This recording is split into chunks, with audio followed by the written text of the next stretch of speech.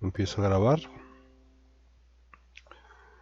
Vamos a ver cómo se forma, cómo se desarrolla y cómo ayuda al desarrollo de la paz particularmente. Recuerden que ese era el tema que vimos en la clase pasada, la idea de que la paz es uno de los principales promotores del desarrollo de una comunidad, de una población. Es una de las preguntas que dejé en el cuestionario. Curiosamente, de las 30 o 40 personas que entregan tareas, no creo que ni sean 30, yo creo que son como unos 20. Nada más una pequeñísima cantidad de gente entendió esta última parte. La paz tiene la función principal de permitir el desarrollo de una comunidad, de un pueblo, ¿correcto? Y la ONU fue formada en teoría para eso. ¿Qué significa esto? La ONU tiene como función no solamente desarrollar la paz, sino desarrollar la población, a la población, ayudar al desarrollo de la población, ¿correcto?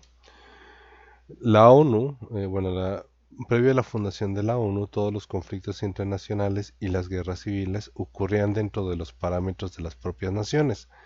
Es decir, una guerra podía continuar por años hasta que una de las dos naciones fuese completamente derrotada o firmara una rendición. Eh, Explico esto, jóvenes, antes de que las guerras antes del siglo XX, antes de la Primera y Segunda Guerra Mundial, dos de las guerras más complicadas y terribles de la historia, estamos hablando de que no había una idea de cómo debían o cómo eran las guerras. Simplemente la gente se enfrentaba hasta que uno de los dos simplemente era derrotado, perdía o tenía las condiciones para que no pudiera continuar peleando. Eso significa, jóvenes, que por ejemplo en este caso que les estoy poniendo esta imagen de aquí, esa es parte de la guerra de los 100 años, que no duró 100 años, duró 105.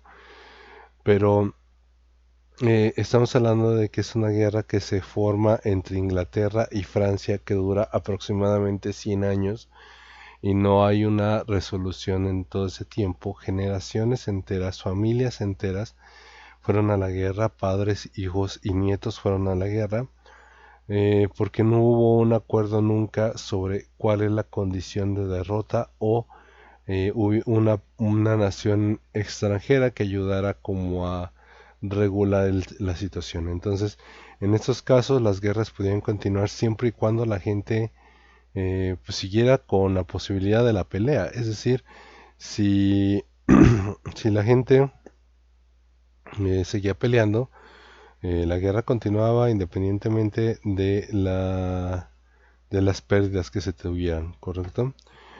Eh, En el caso de los conflictos internos, la guerra podía continuar hasta que diera un cambio en los gobiernos o con la completa derrota de la población civil. Usualmente los gobiernos usaban tácticas crueles para decimar a la población. En el caso de las guerras civiles, recuerden que las guerras civiles son guerras que se dan dentro del mismo país. Una de las cosas que sucedía normalmente es que si el gobierno no caía, la guerra continuaba. Pero también había una de las cosas que sucedían en estos casos es que el gobierno, como era dueño de toda la fuerza, de todo el ejército, eh, los, los, em, los ejércitos llegaban a ser increíblemente violentos, crueles y llegaban a asesinar poblaciones enteras si ellos sospechaban siquiera un poquito que había un inicio de la rebelión o que estaban formando parte de las rebeliones que se estaban peleando, que se estaban combatiendo. Estamos hablando de gobiernos que entraban a pueblos, mataban a todos y nadie decía absolutamente nada, ¿sí? Em, las naciones perdedoras en una en un conflicto internacional quedaban en una situación tan vulnerable que se convertían en víctimas de otras naciones o con la pérdida de su autonomía. Un ejemplo aquí les presento en esta imagen. Esta es Alemania después de la Primera Guerra Mundial. Entonces pueden ver, pues básicamente este pueblo, esta ciudad está completamente destruida, no queda nada, no hay forma que la gente viva ahí, ¿sí? Entonces imagínense lo que significa una guerra de 3, 4, 5 años para que finalmente todo lo que tienes se acabe, ¿no? O en el caso de los conflictos internos, la mayor parte de las ocasiones se terminaban imponiendo gobiernos autoritarios o militares que temerosas de otra revolución oprimen a sus poblaciones. El caso en México es el caso de Porfirio Díaz, que una vez que logra entrar al poder gracias a diversas tácticas militares, a partir de ese momento se dio cuenta de que se lo podían hacer a él mismo y se dedicó a reprimir a su población, a evitar que hubiera otra revolución. Tardó 30 años en que la gente se animara a rebelarse en contra de Porfirio Díaz, ¿correcto? Pero el mayor riesgo de las guerras es que las naciones hacían lo que ellos querían o creían que era necesario para ganar las guerras. Muchas de estas acciones son las que hoy conocemos como crímenes de guerra o violaciones a los derechos humanos básicos. Y una de las imágenes que pongo aquí es una de los personajes más conocidos de la historia. Ujú. Ustedes seguramente lo van a ver en Historia Universal. Adolfo Hitler es uno de los peores seres humanos de la historia. Es una de las personas que para sostener su poder hizo varias cosas horribles, entre ellas tomar a todas las personas de una religión diferente, los y todas las personas que se consideraban en ese momento despreciables, como en el caso de los gitanos, las personas con algún tipo de discapacidad o enfermedad congénita y homosexuales. Los tomó a todos ellos considerando que eran un estorbo para la población, los llevó a campos de concentración donde los obligó a trabajar hasta la muerte y los que no se murieron pues simplemente fueron ejecutados al final de la guerra. Estos son actos de guerra, son actos completamente detestables. Estamos hablando de una de las peores situaciones de la historia y una de las razones por las que la ONU se va a fundar, ahorita lo vamos a ver, precisamente para evitar que la gente haga ese tipo de acciones sin vigilancia. Obviamente el problema con Adolfo Hitler y muchos de los casos es precisamente que no hubo nadie que le dijera que no podía. Eh, y esto podría parecer ridículo porque, bueno, si es una nación él puede hacer lo que quiera, pero si hay un acuerdo entre naciones, pues obviamente esto se hubiera detenido. ¿Correcto? Eh, Aquí lo pongo otra vez. El caso más concreto fue el de la Alemania nazi durante la Segunda Guerra Mundial, que entre los muchos casos de crueldad y tácticas deshonestas tenemos el caso del Holocausto, donde la nación captura a todos los miembros de la nación judía y los gitanos, homosexuales y discapacitados y los obliga a hacer trabajos forzados o simplemente les asesina. Probablemente ustedes van a ver muchas instancias del Holocausto en medios, sobre todo en Hollywood. Les gusta mucho ese tipo de cuestiones, pero pues básicamente la idea era que cuando yo le quitaba al pueblo, a la familia judía, me quedaba con todas sus cosas, metía a todos los demás a la cárcel y si me resultaban molestos, simplemente los asesinaba. En el caso también de la Segunda Guerra Mundial también sucedió otra cosa, otro de los crímenes de guerra que podemos considerar, pero esta vez cometido por Estados Unidos. Estados Unidos usó armamento prohibido, que en ese tiempo todavía no estaba prohibido porque todavía no existía. Lo inventaron, pero fue una cosa terrible, que es el caso precisamente de la bomba atómica. Las bombas atómicas que fueron lanzadas en Japón, en Hiroshima y Nagasaki, son bombas que generaron tantas el tema no es tanto el hecho de que las bombas mataran a un ejército. El problema es que fueron lanzadas en una población civil, en una población que no debía ni temía el conflicto. Bueno, sí era parte del conflicto, pero finalmente no estaba activamente en contra de.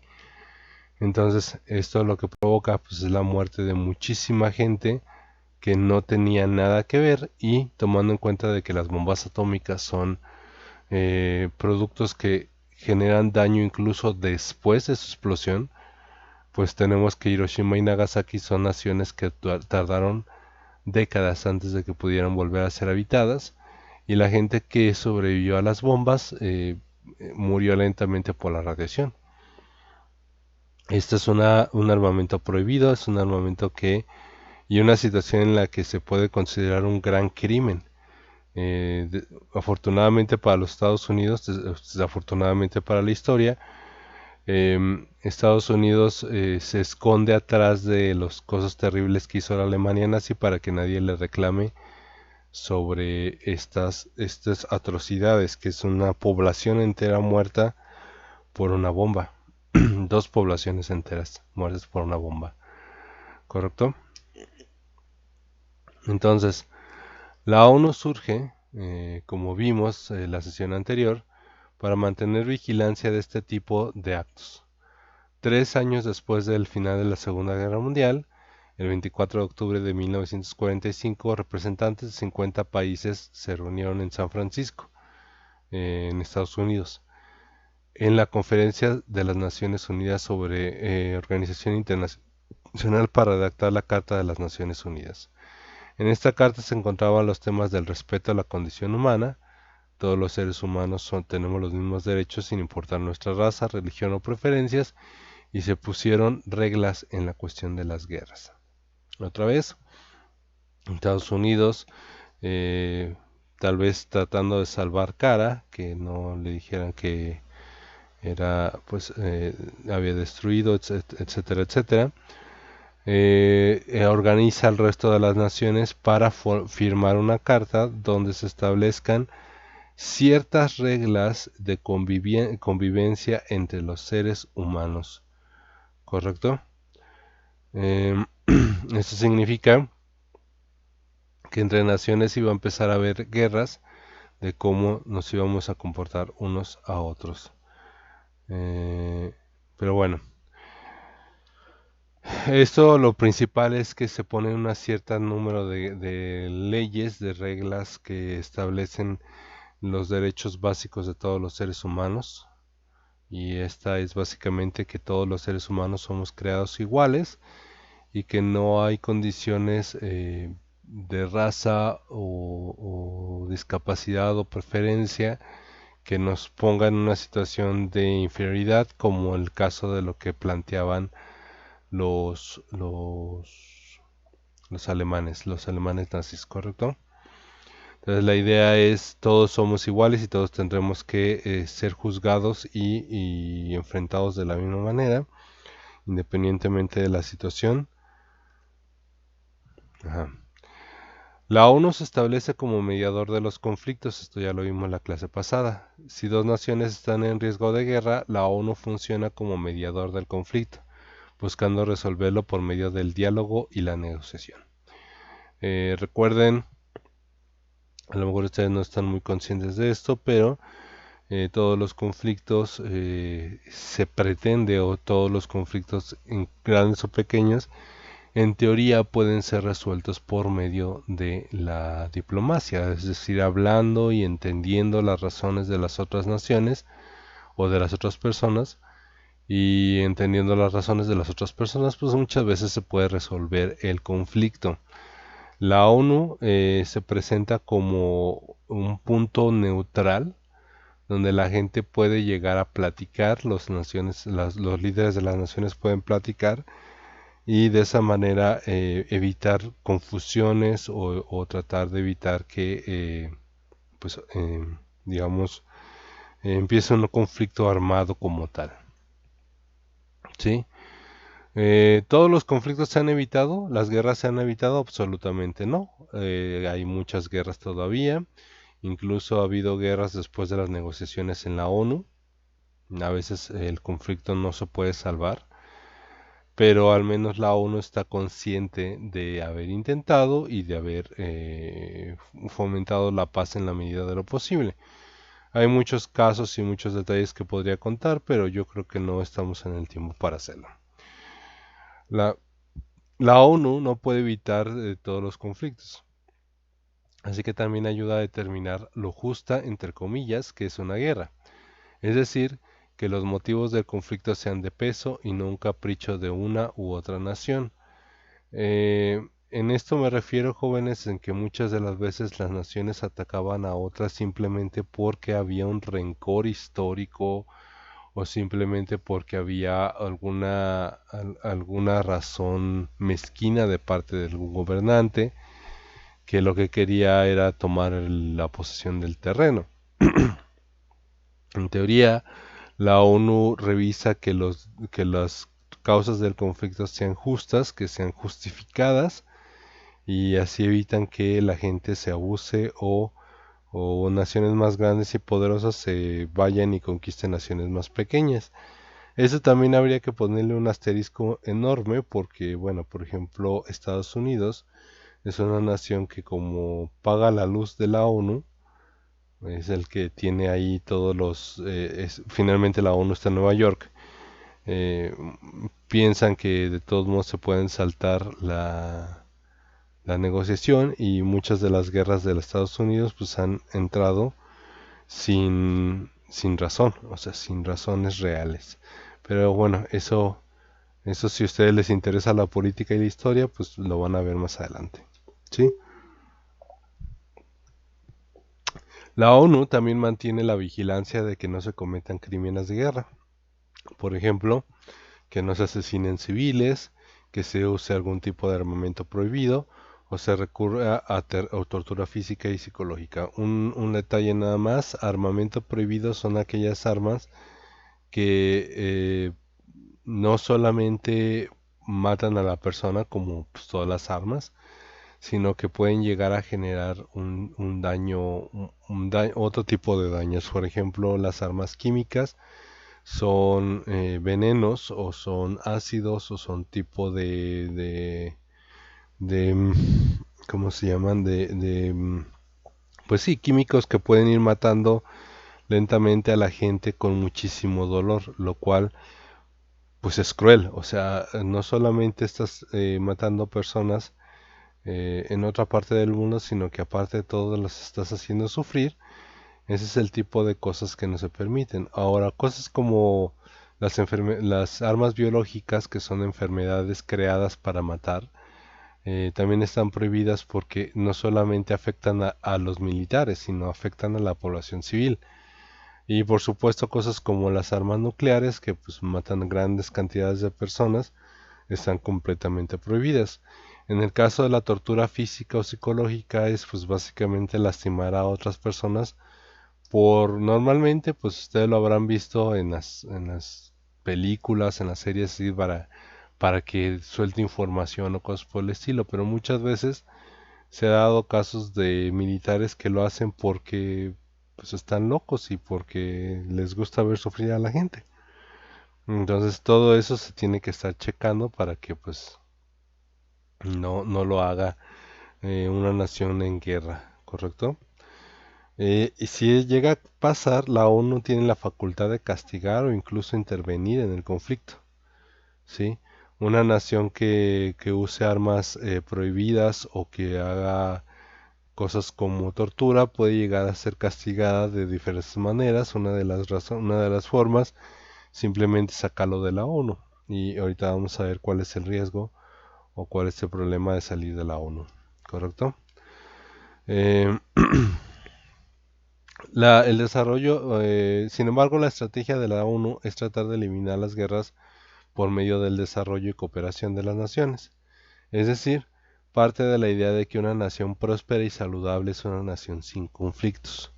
Es por ello que la ONU desarrolló una serie de agencias que ayudan a este desarrollo.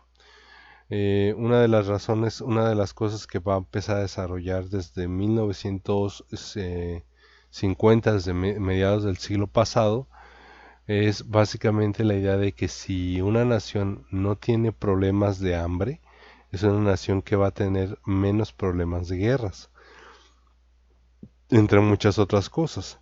Entonces la ONU lo que ha empezado a formar son agencias dependientes de la ONU que sirven para el desarrollo de la población, ¿correcto?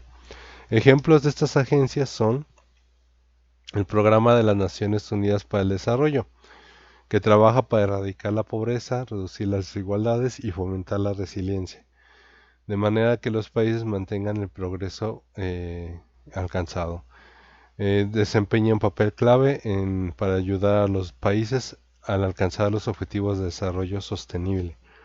Dicho de otra manera, jóvenes, la Programa de las Naciones Unidas para el Desarrollo lo que se dedica es básicamente a fomentar la creación de infraestructura para que las naciones tengan cómo desarrollarse solas. En otras palabras, infraestructuras son campos de cultivo, caminos, organizaciones gubernamentales, organizaciones de salud, etcétera. Entonces, lo que hace esta organización es checar cómo puede ayudar a las naciones en menor desarrollo a que alcancen un desarrollo sostenible, ¿correcto? ¿Cómo lo hacen? Normalmente se hace por medio de cooperación.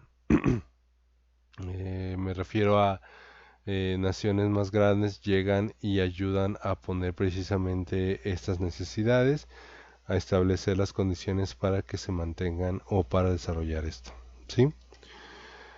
Una que ustedes seguramente sí habrán visto, el Fondo de las Naciones Unidas para la Infancia, trabaja para salvar las vidas de los niños, para defender sus derechos y ayudarles a desarrollar su máximo potencial, desde la primera infancia hasta la adolescencia.